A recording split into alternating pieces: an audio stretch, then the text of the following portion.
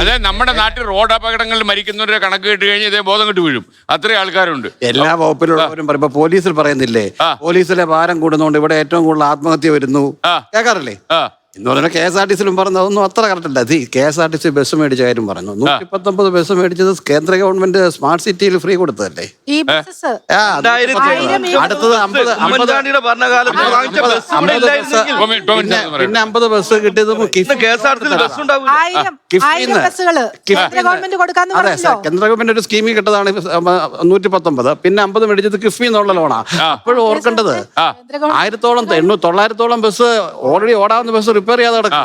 പിന്നെ ഒരു കാര്യം പറഞ്ഞത്, പ്രൈവറ്റുകാരൻ ഒരു ബസ് എത്ര പഴയ ബസ്സാണ് ഓടിക്കുന്നത്, അവരവിടെ കുറച്ചുകൂടെ കീറ് കൊടുക്കും. ഇവിടെ കീറ് കൊടുക്കുന്നില്ല. ഞാൻ MD ആയിരുന്ന ആളാണ്. പക്ഷെ സത്യസത്യമായിട്ട് പറയണ്ടേ, ഇപ്പോഴത്തെ ഒരു പ്രശ്നം KSRTC വഴി ഫ്രീ കൊടുക്കാനുള്ള തീരുമാനം എടുത്തു ഗവൺമെന്റ്.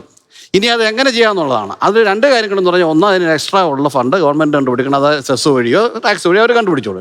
രണ്ടാമത് എക്സിസ്റ്റിംഗ് KSRTC എഫിഷ്യന്റ് ആക്കുക. നേരത്തെ ഞാൻ പറഞ്ഞാൽ അവർ 30 രൂപയ്ക്ക് ഓടിക്കുമ്പോൾ ഇവിടെ 61 രൂപയ്ക്ക് ഓടിക്കുന്നു. എന്തിനാ? ഒരേ മനുഷ്യരല്ലേ ഓടിക്കുന്നത്. ഇതേ ആള് തന്നെ KSRTC പോയി പ്രൈവറ്റ് ബസ് ഓടിക്കുന്നുണ്ട്.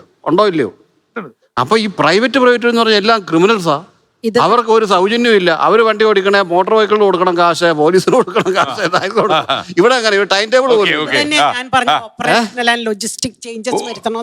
ഈ പോയിന്റാണ് ഞാൻ പറഞ്ഞ ഓപ്പറേഷണൽ ലോജിസ്റ്റിക് ചേഞ്ചസ്. KSRTC ലാഭത്തിലാക്കാൻ പറ്റിയ സ്കീമുകൾ, അതൊരു പെർസ്പെക്റ്റീവ് പ്ലാൻ, ഒരു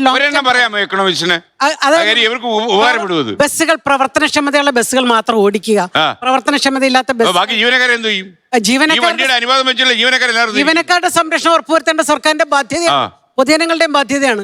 അതുകൊണ്ട് നമുക്ക് അവരെയൊന്നും പിരിച്ചുവിടാനൊന്നും പറ്റത്തില്ല. അവരുടെ മാനസികമായ ബലപ്പെടുത്തേണ്ടതൊക്കെ ഒരു ആവശ്യമുണ്ട്. സാമ്പത്തിക ബലപ്പെടുത്തൽ മാത്രം, അവരുടെ മാനസികമായ എല്ലാ തൊഴിൽ മേഖലകളിലും. പുതിയ കാലത്ത് അങ്ങ് ഈ പറയുന്ന ട്രഡീഷണൽ എക്കണോമിക്സ് കൊണ്ട് ജീവിച്ചു പോകാൻ പറ്റുമോ? അല്ല, പ്രാക്ടിക്കൽ എക്കണോമി. ആയിരക്കണക്കിന് ആൾക്കാരെ പിരിച്ചുവിടും. 61 എന്നുള്ളത് ഓപ്പറേഷണൽ കോസ്റ്റ് 60. നമ്മുടെ ഇപ്പൊ അമേരിക്കയിൽ നിന്നൊക്കെ വന്നതേ ഉള്ളൂ. അവിടെയൊക്കെ 61 കുറയ്ക്കാൻ നമുക്ക്.